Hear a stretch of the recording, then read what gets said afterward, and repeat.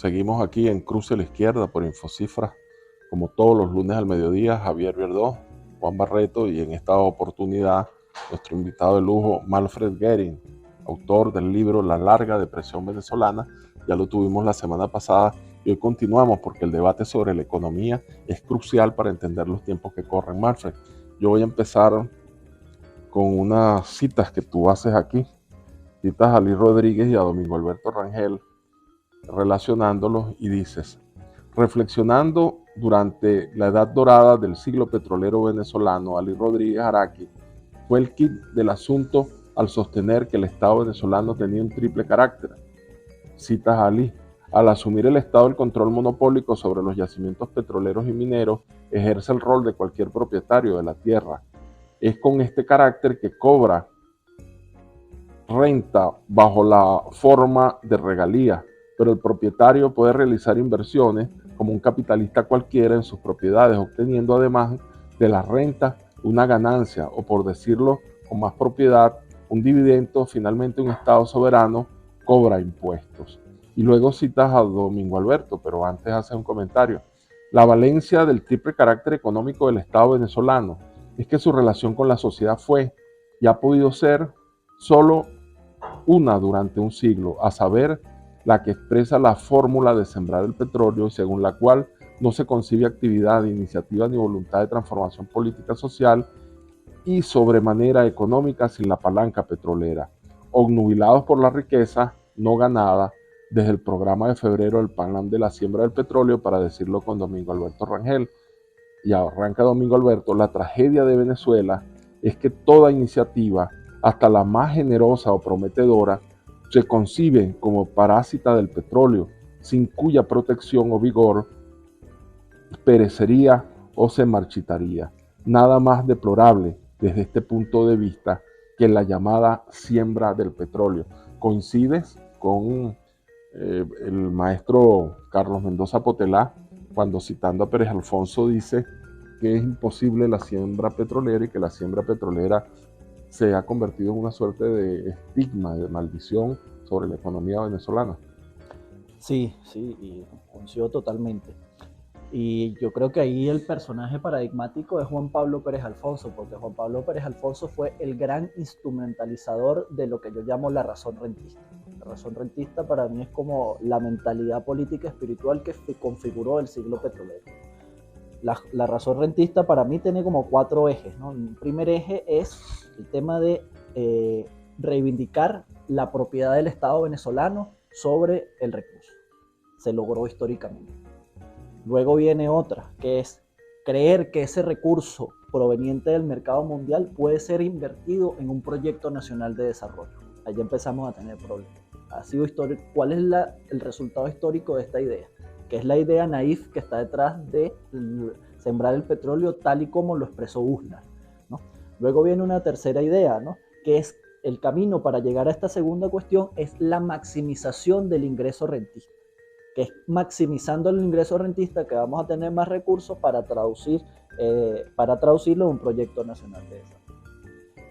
Congeniando en estas 3 grandes ideas, la clase política venezolana en distintos momentos se llegó a debatir qué sujeto social es el encargado de traducir la renta internacional en desarrollo interno. Gumersindo Torres creía que había que darle concesiones a los terratenientes y que ellos iban a lanzar un programa de desarrollo por allá en la década del 20. La Revolución Bolivariana creía que invirtiendo esa renta en desarrollo social y en pagar la deuda social, que se podría lanzar ese programa de desarrollo. 2 puntos históricos, pero también el programa de febrero, el medinismo tenía uno, el adequismo tenía uno en distintos momentos, etc. Pero el debate sobre el cuarto pilar parte del consenso en los otros 3 pilares. Si yo lo que creo es que Pérez Alfonso, hundiéndonos en el excremento del diablo, ya nos decía la imposible siembra del petróleo, el efecto Venezuela de lo que nos hablaba Pérez Alfonso.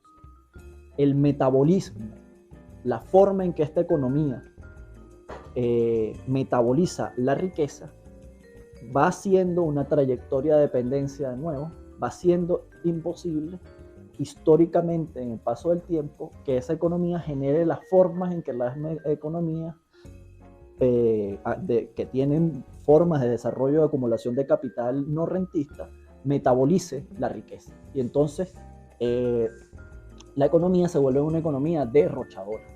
Aquí en el libro yo empiezo el capítulo dedicado a la crisis señal citando a 3 personajes fundamentales para mí: Domingo Alberto Rangel, Celso Furtado, un maestro para mí, y Massa Zavala, ¿no? Como en la década del 70 ellos hacían la misma, de distintas perspectivas, hacían el mismo balance, ¿no? Una economía derrochadora. Generalmente creemos que esa economía nada más derrocha renta, ¿no? Que es porque tenemos todavía en nuestro inconsciente una visión fisiócrata de la riqueza. Una visión fisiócrata es que la riqueza para nosotros significa renta, y más concretamente dólares provenientes de la renta. Entonces, pero la gran tragedia, por ejemplo, del siglo petrolero venezolano es que la metabolización de los factores de producción que generó insertarse en el mercado mundial como un propietario de petróleo, etcétera, lo que hizo fue que derrocháramos en niveles muy incipientes de desarrollo de ingresos fuerza de trabajo. ¿Sí? Entonces, esta cuestión que llamaba Domingo Alberto Rangel de la economía hemipléjica. La economía hemipléjica produce un proceso de desruralización sin industrialización, no genera ni siquiera un proceso de acumulación originaria a través del plusvalor absoluto, sino que genera una economía de los servicios, una economía del empleo de poco valor agregado, etcétera, ¿no? Que hace que el derroche de fuerza de trabajo en niveles incipientes de ingreso y desarrollo sea muy alto. Otro gran componente de eso es la baratura de los medios de producción y de la energía, los otros 2 grandes componentes de los factores de producción, que ocasiona, por un lado, la política de sobrevaluación cambiaria, que también está ocasionada por la renta y el tema de la fijación nominal del tipo de cambio, etcétera, ¿no? Y el tema de la dependencia de importaciones que genera ese propio metabolismo social.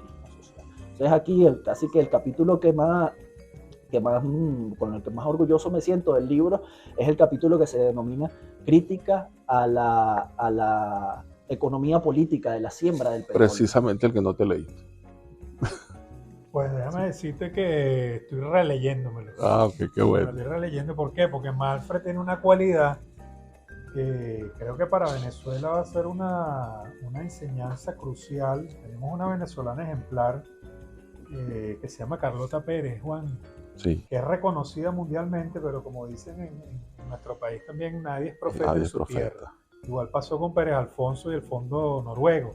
Lo llaman el Fondo Noruego, pero el creador de la idea seminal de ese fondo de ahorro fue Pérez Alfonso. Y ahora también Malfred nos estaba volviendo a señalar, es importante estudiar a Marx y a Schumpeter para entender las debilidades productivas e industrializadoras de la vía de desarrollo en Venezuela. Entonces, Malfred, me gustaría un poco que hablaras de esto, de por qué hay que industrializar y cuál es el papel de la clase trabajadora y de los sectores obreros en esta industrialización. Sutherland nos hablaba de la población obrera degradada, también el tema educativo, de la calificación del trabajo, el tema de la productividad, todo lo que envuelve la combinación de factores para que efectivamente un proceso de crecimiento y desarrollo también permiten mejorar las habilidades y capacidades de la clase trabajadora, además de mejorar nominalmente y realmente su salario. Como diría Oscar Llanes, coge ese trompo en la uña, porque esto es lo que llaman una pregunta compleja, ¿no? Sí, es una pregunta con aristas. Con piquete. O sea, una de las cosas de las que yo parto es ver qué estaba pasando en el clima político intelectual latinoamericano en la década de los 80, en la década de los 90, para que el proyecto de la industrialización fuese quedado de una forma tan rápida. Mi maestro Albert Hirschman decía que los latinoamericanos pensaron que el proceso de industrialización por sustitución de importaciones les iba a crear sociedades desarrolladas, y el proceso por sustitución de importaciones lo único que creó fue mercancía. Entonces eso se evalúa como un fracaso, pero no fue un fracaso, ¿no? O sea, eso fue éxito relativo en ciertas condiciones de la economía mundial, etcétera, etcétera. Pero los niveles de ingresos de la América Latina para la década del 70 eran casi que se pensaba que iban a converger con los europeos, etc. América Latina, 4 o 5 países, incluyendo Venezuela en menor grado, pero se pudo hacer esto que Giovanni Enrique llama la convergencia industrial, pero no la convergencia de ingresos, que es una cuestión fundamental. Entonces, los países de reciente industrialización se lograron industrializar, pero no convergieron a los niveles de ingresos, en situaciones demográficas, políticas distintas, etc. Entonces, la cuestión de la industrialización en Venezuela, generalmente otra vez desde nuestra cultura nacional pensamos que industrialización, decimos industrialización y pensamos en planes quinquenales soviéticos. Una gran industrialización pesada del hierro, el aluminio, intensiva en energía y aniquiladora de gran parte de la población. O sea, la industrialización no tiene por qué ser eso, porque, por ejemplo, un texto que para mí es cardinal, el texto de Alfred Chandler sobre la mano visible, que es el texto que analiza la industrialización estadounidense. En las grandes experiencias de industrialización, lo que ha pasado es que lo pequeño es hermoso. Y la industrialización siempre parte de una metabolización de factores productivos que tiene la posibilidad, yo lo digo de esta forma, caer parado en la siguiente etapa de desarrollo. Es decir, que tú no dinamitas la riqueza del mañana a partir de un salto en el hoy. Por ejemplo, los casos japoneses, chinos, caso alemán, etc. Metabolización de la energía, el factor más barato, pero también el factor más abundante es el que siempre se aprovecha más en determinada etapa, etc. Ponemos el caso, estudiado por Carlota Pérez, por ejemplo, no ese caso particular, sino que a la luz de la teoría de Carlota Pérez se ve otra luz. El caso de la Gran Venezuela. El caso de la Gran Venezuela es, ¿cuál era el proyecto tecnológico que estaba detrás de la Gran Venezuela? Era un proyecto de tardío, la década del 70, de industrialización de la cuarta oleada, industrialización en masa, intensivo en energía, aluminio, el hierro, ya para dejar de ser rentista por el petróleo, pero tener el mismo modelo primario exportador de industrialización intensiva en energía, industrialización pesada, etcétera, etcétera. Cuando la industria de punta iba a lo otro. La industria de punta que estaban haciendo los asiáticos iba a la revolución del microchip, iba a aprovechar fuerza de trabajo, a una forma empresarial, que es otra cuestión que yo también hago en el libro, es decir, la forma empresarial. ¿Qué tipo de empresas es la que se genera en una sociedad como la venezolana? La forma empresarial era no la gran empresa multinacional estadounidense, estoy hablando de los asiáticos, sino redes de subcontratación donde podía competir bajando costos. Hicieron radicalmente lo contrario. La experiencia venezolana, ya con esto finalizo, es que generalmente se cree que todas estas cuestiones complejas, arreglos institucionales, dotación de factores, estrategia tecnológica en un marco político, geográfico, específico de la economía mundo y tal, se suplantan con poniendo dinero sobre la mesa. Y como yo siempre digo, generalmente el capital no es, en una economía mundo capitalista, no es la cuestión neural ni lo primero. La cuestión neural ni lo primero es las capacidades humanas para echar a andar un proceso de industrialización. Por ejemplo, Bernard Momer siempre puso sobre la mesa una cuestión que no es muy comentada en el país. Bernard Momer siempre señalaba que uno de los grandes problemas para nosotros metabolizar la renta es que no teníamos una dirigencia empresarial, estatal, una burocracia, pero también una burocracia empresarial en el sentido weberiano de la palabra, etcétera, capaz de administrar semejantes recursos. Y por lo tanto eso generaba toda una especie de crisis de sobreacumulación a nivel gerencial. O sea, teníamos el dinero, pero no la administración. No la administración. El know-how, que es mucho más difícil de generar en un país como Venezuela que inclusive el mismo capital, porque como sabemos el capital a veces más escaso, a veces menos, pero fluye de la renta. Sí, bueno, vamos a seguir con esta importante discusión, con este debate, con Manfred Göring, nombre alemán de la colonia Tovar para toda Venezuela y el mundo. El nombre de Manfred, el libro de Manfred y las reflexiones de Manfred, por aquí en este cruce a la izquierda con Javier Verdiú. Vamos a ver. Seguros Constitución, 34 años innovando en seguros. Seguro Constitución, 34 años en el top 10 de las mejores aseguradoras de Venezuela. Seca Consultores, compañía anónima, 28 años, número 1 en bancos y seguros. Seca Consultores, compañía anónima, el mejor aliado de su marca para crecer. Asistanet es asistencia médica primaria. Asistanet con consultas médicas por especialidades y exámenes paraclínicos de otro nivel. Asistanet es asistencia médica primaria. Asistanet con consultas médicas por especialidades y exámenes paraclínicos de otro nivel. DentalNet, cuida tu salud bucal. DentalNet, para una sonrisa sana. Consulpagos, te ofrecemos la solución de pago para tus servicios, tu tienda o tu empresa. Con Consulpagos, lleva tu negocio al siguiente nivel. Net Asistencia, 24 horas a tu servicio. Las grúas de Net Asistencia te acompañan y te asisten cuando más lo necesitas.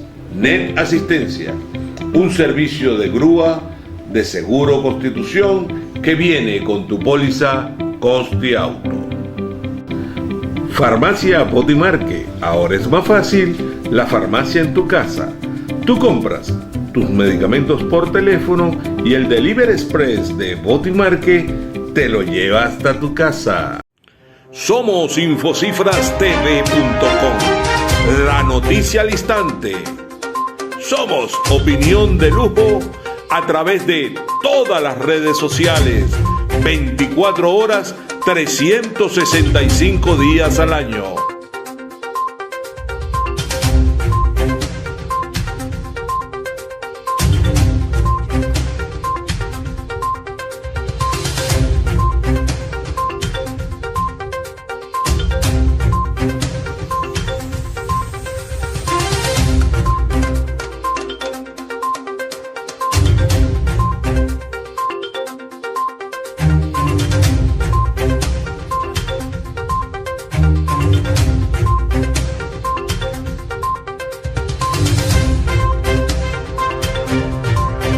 Somos Infocifras TV.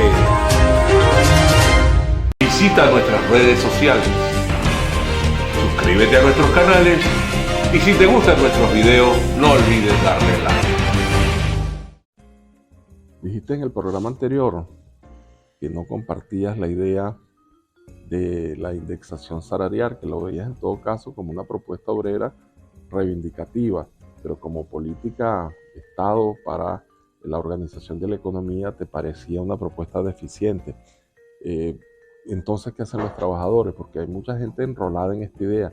Yo soy uno que creo que de emparejarse un poquito la economía podría irse pensando en un proyecto de salario social universal, de indexación salarial, y que estos fueran ingredientes sustantivos de una política económica. Tú dices que no, me dejaste sin política, me dejaste en la calle, a pleno chaparrón de agua, me dejaste a la intemperie. Yo lo que me gusta siempre poner de relieve es que la gravedad de la larga depresión venezolana, si no queremos seguir en el equilibrio de mínimo nivel, la trampa de la pobreza, que es una economía que no es capaz de generar incremento de los ingresos orgánicamente, sino es lotería de los precios internacionales del petróleo o más exportando fuerza de trabajo, que es lo que a mí me parece más dramático, porque la fisonomía que es estructural que está cogiendo la economía venezolana se parece mucho a la fisonomía estructural que tienen las sociedades, las economías exportadoras de fuerza de trabajo.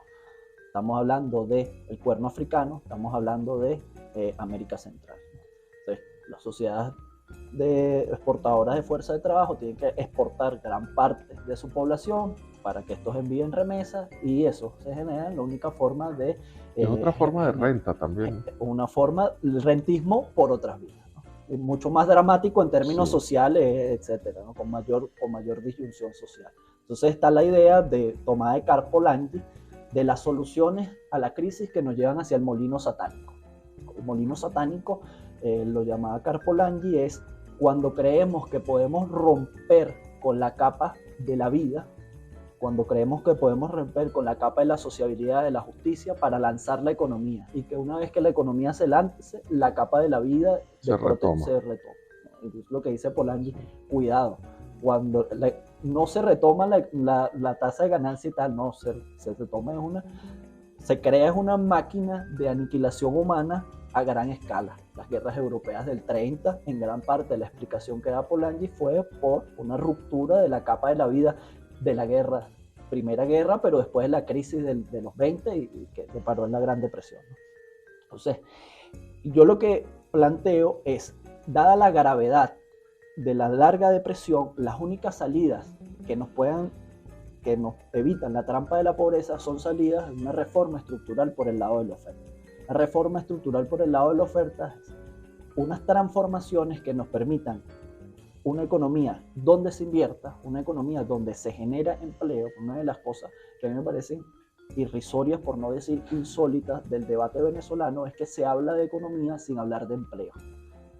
De la economía, la macroeconomía en Venezuela no tiene la variable fundamental de toda la macroeconomía a nivel mundial, inclusive la de Estados Unidos sobre todo. La Reserva Federal, por ejemplo, tiene como mandato constitucional no solo la estabilidad de los precios, sino la estabilidad del empleo. Por lo tanto, en el mandato constitucional de la Reserva Federal estadounidense, aplicar un ajuste ortodoxo monetarista que aniquile gran parte del empleo, como se hizo en Venezuela en el 2008, es inconstitucional, por ejemplo, como un ejemplo. Entonces, se habla de política sin hablar del empleo. Yo creo que la conversación tiene que ir hacia otro lado. La agenda pública tiene que ir hacia otro lado. ¿Hacia dónde tiene que ir? Hacia la reforma estructural.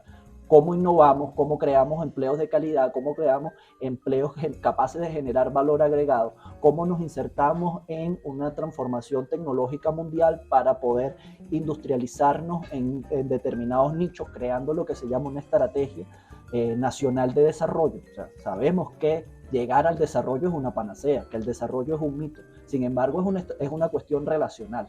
Y hay algunos países que han logrado subir en los niveles de ingresos, en los nivel de vida, etc. ¿Por qué? Porque han aplicado esta estrategia de agarrar al próximo, sería como la traducción. ¿Qué está haciendo el que vive mejor que yo pueda hacer? Entonces, esto implica lo que yo llamaría una salida schumpeteriana de la crisis, porque Schumpeter es precisamente el economista quien dice, bueno, las depresiones no se solucionan con pañitos de agua tibia, sino las depresiones se solucionan con nuevas combinaciones. Entonces, ¿qué es lo que Schumpeter llamaba nuevas combinaciones? Un nuevo bien. ¿Qué es lo que pasó en la crisis de la sociedad agrícola del 20? Surgió un nuevo bien que resolvió la crisis. Ese nuevo bien fue el petróleo, nuevo bien el mercado, para venderlo en el mercado mundial. Con ello una revolución tecnológica que implicó la revolución de los motores de combustión ígnea interna, de los automóviles, las carreteras, todos los... ¿Cómo nos estamos insertando nosotros en esos nuevos bienes? ¿Qué estamos pensando nosotros sobre las nuevas matrices de energía? ¿Qué estamos pensando nosotros sobre nanotecnología? ¿Qué estamos pensando nosotros sobre, por ejemplo, un ejemplo que Carlota Pérez pone mucho tiempo, la relación entre nanotecnología y ecología, que es un tema que nos lleva directamente a los nuevos materiales? ¿Cómo se va a sustituir? Todo el mundo se piensa el mundo postpetrolero como fuente de energía, lo que se conoce como energía primaria, pero el mundo petrolero también tiene otra variante, que es el mundo sintético, los materiales que se crean a partir del petróleo. Entonces, ahí, por ejemplo, hay mucha gente trabajando en la relación entre nanotecnología y ecología. ¿Cómo generamos una serie de materiales que sean ecológicos, pero que vengan de fuentes naturales que todavía no conocemos? ¿Cómo podemos convertir la tierra en otra cosa, etcétera, etcétera? Entonces hay una serie de cosas mucho más complejas, mucho más interesantes también, porque interesantes en tanto son el reto es del tamaño del problema en el que estamos metidos. Entonces yo creo que la salida va por ahí. La salida va, esto tiene una instrumentalización, o esta forma de ver las cosas tiene una instrumentalización en el corto, en el mediano y en el largo plazo. Pero creo que la región inclusive va para allá, o sea, no es casualidad que Antonio Campos sea el ministro de Hacienda de Gustavo Petro, un excelente intelectual latinoamericano, representante de lo que se conoce como el neoestructuralismo, que ha puesto mucho énfasis en estudiar este tema de los choques externos a las economías nacionales, etcétera, y que tiene como política la reindustrialización. Tiene un libro sobre eso.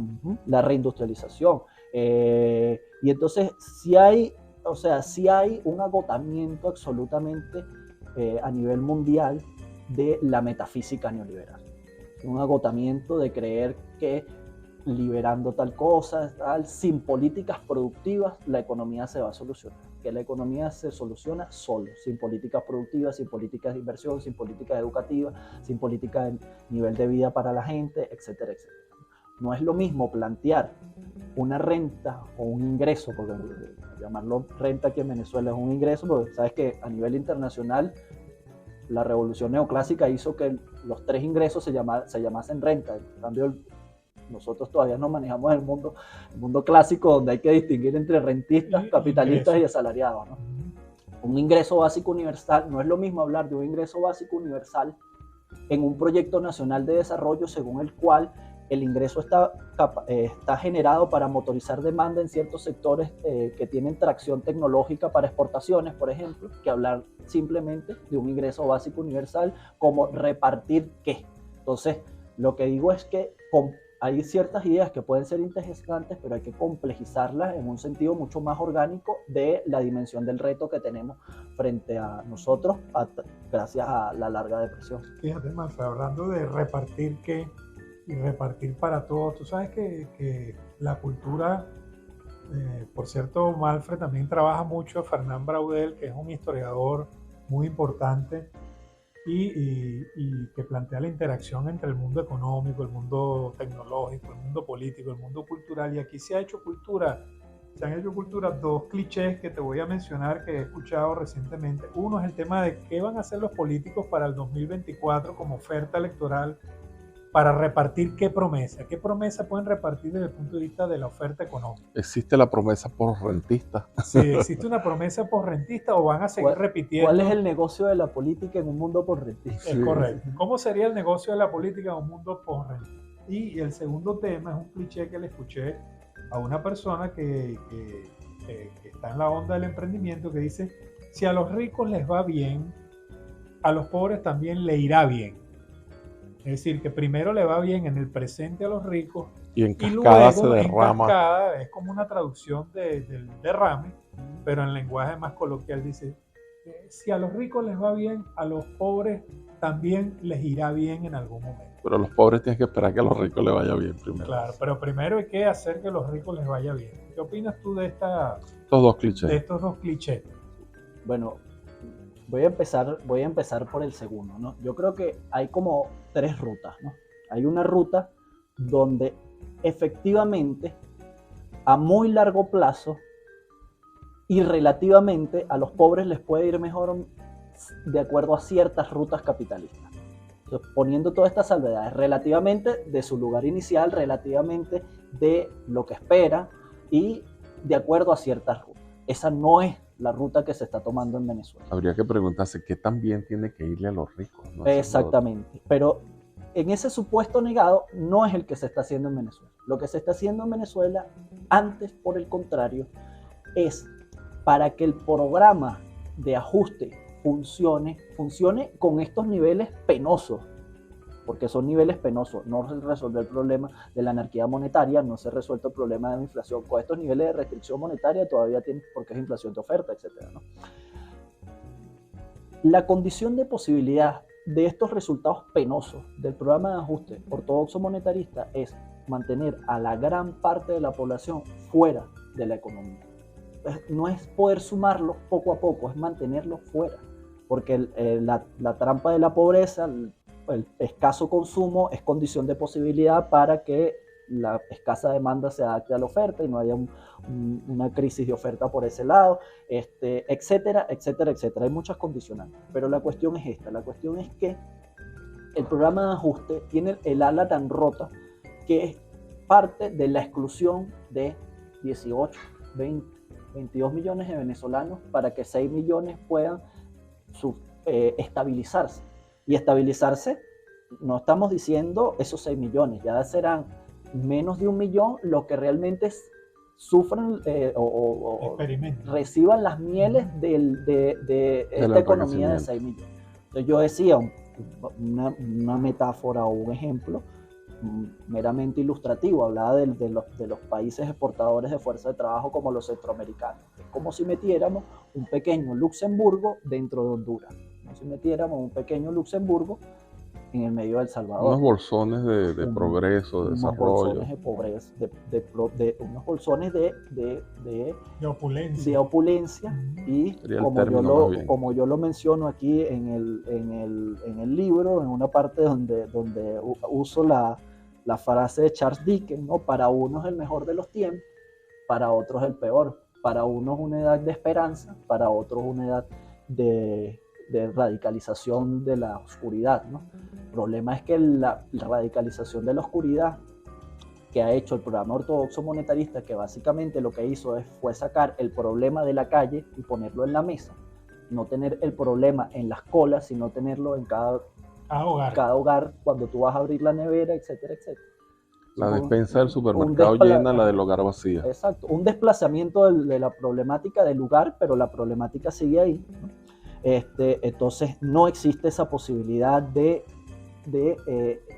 bajo los presupuestos del mismo programa de ajuste ortodoxo o un ticket down economy, una economía del efecto derrame no existe, ¿no? Porque es una economía que inclusive en sus lados de opulencia también está sufriendo el equilibrio de mínimo nivel. Invierte nada más en ciertos sectores, que no generan valor agregado, que la condición de posibilidad para la estabilización de la tasa de ganancia en esos sectores son unos salarios que igual no van a permitir que después ellos mismos tengan consumidores, etcétera, etcétera. Entonces lo que se da básicamente no es una economía generativa, sino una economía muy pequeña, de mínimo nivel, distributiva, etcétera, que en gran parte es condición de posibilidad de la migración también, ¿no?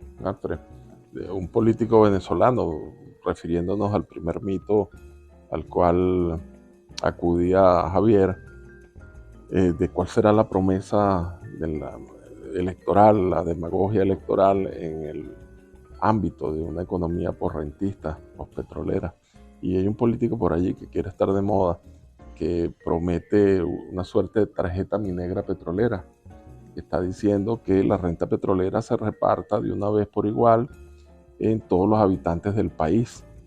Es decir, que PDVSA no invierta en ella misma, que el fisco no facture pues regalías, sino que de una vez se creó una suerte de nómina, donde todos los venezolanos pasan como a ser empleados de PDVSA y reciben un salario social repartiendo la renta, y que de esa manera entonces la educación, los seguros privados, las universidades privadas, todo lo privado crecerá, porque entonces la gente llevará a sus hijos a la mejor escuela privada, al mejor hospital privado, a la mejor funeraria privada, al mejor cielo privado. Todo esto en función de estimular la privatización por la vía de individualizar el reparto de la renta, si es que hay renta. Sí, eso es lo que podríamos llamar una ficción prediluviana, ¿no? Una ficción que solamente podría funcionar si creamos el mundo mañana desde cero. Entonces, obviamente, la demagogia, síntoma de la gran decadencia de una clase política que desde hace muchas décadas no tiene ninguna idea cómo hacer frente ni a la crisis de ellos mismos, ya no digamos a la crisis de acumulación de capital, a la crisis más compleja, ¿no? ni la crisis de ellos mismos, ¿no? Entonces sí, es como que la fase final de la crisis de legitimidad, autoridad y hegemonía es una política convertida en un absoluto paroxismo que se deslinda. Ya ni siquiera digamos que son aquellos que estaba recordando a partir de la frase de la pregunta de Javier, el título de Domingo Alberto Rangel de Los mercaderes del voto, ¿no? Ahí había todavía en ese momento había como un entendimiento de la clase política más compleja de la sociedad, que Se veía en los electores unos ciudadanos que tomaban elecciones racionales en torno a las dádivas que daba la clase política, etcétera, etcétera. No, este momento de metástasis es una idea que he estado trabajando para pensar en contraposición a lo que Eric Hobsbawm a nivel global llamó la era de las catástrofes, ¿no? El periodo 1914-1945, ¿no? Cómo es, más en lugar de una catástrofe estamos en una era de la metástasis. Entonces, esta era de la metástasis a nivel a nuestra pequeña parroquia rentista se traduce en eso, ¿no? La cuenta, yo estaba sacando la cuenta de lo que representaría para cada venezolano en el supuesto negado de que produciésemos 3 millones de petróleo, en el supuesto negado de que el costo de producción del petróleo fuese cero, en el supuesto negado de que pudiésemos crear un mecanismo divino de repartición del ingreso rentista, caerían $8 diarios a cada venezolano, o sea, en todos estos supuestos negados, ¿no? Entonces, es una propuesta de lo absurdo. Pero es una propuesta de lo absurdo que puede tener algún calado, porque es como abajo también hay una metástasis de la crisis y la subjetividad y tal. Y hay quien pueda decir, es preferible $8 a nada, ¿no? Entonces ahí eso ya tú te das cuenta que es el síntoma de, bueno, ya va, ¿qué tipo de crisis estamos viviendo? Eso es una crisis de, yo mencionaba qué es lo que significa para mí la idea gramsciana de una crisis de Estado en su conjunto. En la economía es quizás mucho más fácil de entender porque en la economía el equilibrio de mínimo nivel es un metabolismo económico que no tiene capaz de generar resortes para relanzarse. Pero en la política pasa igual, que es la creación de autoridad pierde capacidad de recrearse a sí misma y lo que es un proceso de degeneración, ¿no? No hay creación de liderazgo, no hay creación de hegemonía, no hay creación de autoridad, más bien lo que es la sociedad sufre un proceso de, se vuelve cínica totalmente, ¿no? Incrédula y cínica, ¿no? Las mentiras y las verdades dejan de importar, los intereses de las clases, de las partes dejan de importar, el único reducto que existe no es ya ni un reducto ético, es el reducto del goce individual, etcétera, y perdemos la capacidad de pensar cosas que de paso, y con esto termino, nos ligan bastante con la civilización, con lo humano. Estaba leyendo muy recientemente a un antropólogo que recomiendo bastante, David Graeber, que tiene todas unas tesis para debatir estas ideas de eugenésicas, poshumanas, etcétera, que están tan de moda. Y precisamente David Graeber dice que lo que nos hace humanos es hacernos cargos del otro. Lo que nos hace humanos a nivel antropológico, ¿no? A nivel de milenario es la solidaridad, pensar proyectos comunes, etc. Se llama sociedad, no soledad. Bueno amigos, de esta manera llegamos al final de este programa de hoy de Cruce a la Izquierda con Manfred Göring, su interesante libro La larga depresión venezolana, con mi buen amigo y copatrocinador de este programa, Javier Vierdó, y quien les habla, Juan Barreto. Nos seguimos viendo aquí todos los mediodías de los lunes por Infocifra, por redes y por Aporrea. Buen provecho.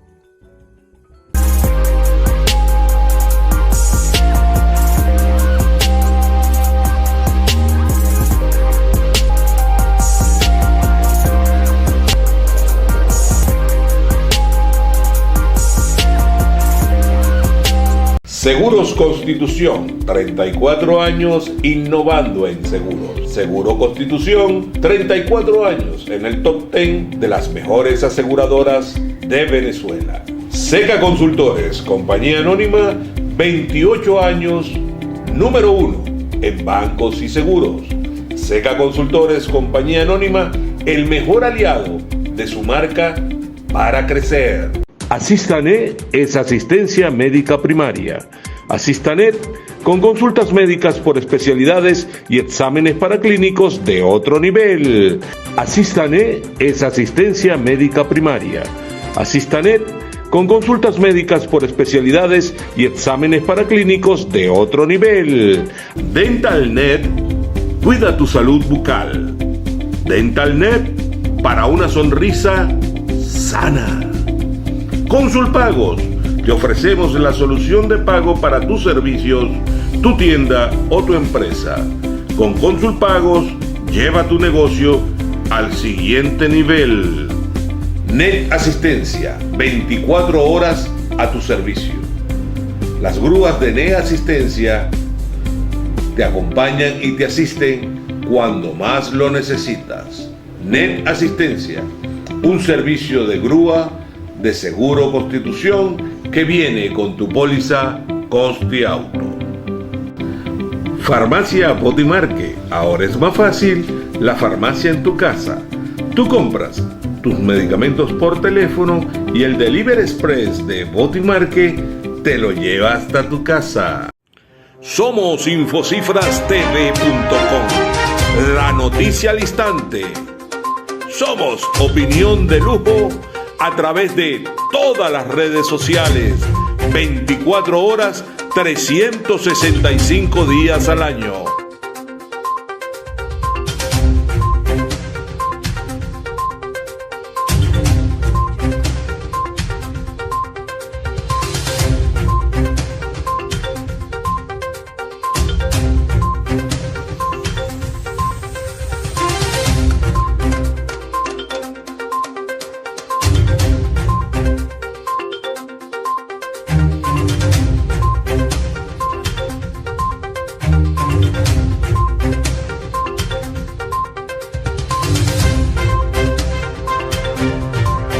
Somos Infocifras TV. Visita nuestras redes sociales. Suscríbete a nuestros canales y si te gustan nuestros videos, no olvides darle like.